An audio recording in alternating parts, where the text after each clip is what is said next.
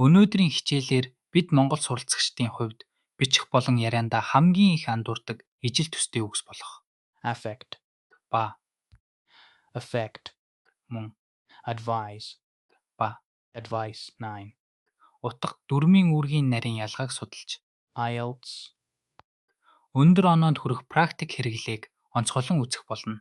Эхний үг бол affect, энэ нь үйл үг бөгөөд ямар нэгэн зүйлд нөлөөлөх, өөрчлөлт оруулах гэсэн утгатай.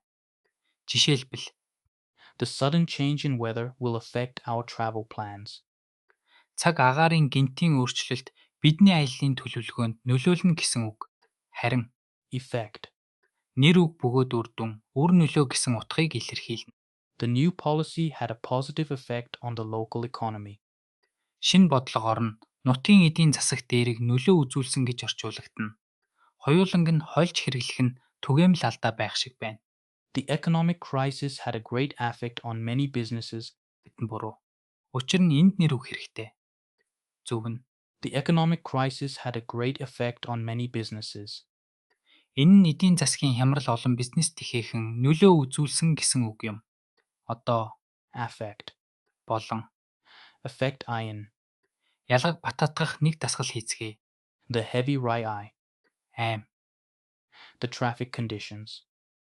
Энд аль үг нь тохирох вэ? Affect, Эсвэл affect, зөв хариулт бол affect. учир нь бороо нь замын нөхцөлд нөлөөлөх үйлдэл юм. Дараагийн хос үг рүүгээ орцгоё. Advise. Энэ нь үйл үг бөгөөд зөвлөх, ухаан хэлэх гэсэн утгатай. My teacher advised me to practice speaking English day. Айлий.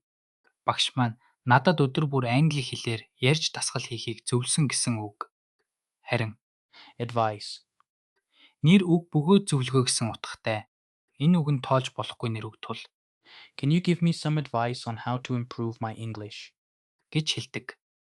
Англи хэлээ хэрхэн сайжруулах талаар надад зөвлөгөө өгч болох уу гэсэн утгатай. Өнөөдрийн хичээлээр Affect, ба affect, мөн advise, ба advice. үгсийн ялгааг судалж IELTS iron. өндөр оноонд хүрэхэд хэрхэн хэрэглэхийг авч үзлээ. Эдгээр үгсийг зөв хэрэглэх нь таны Grammatical range and accuracy.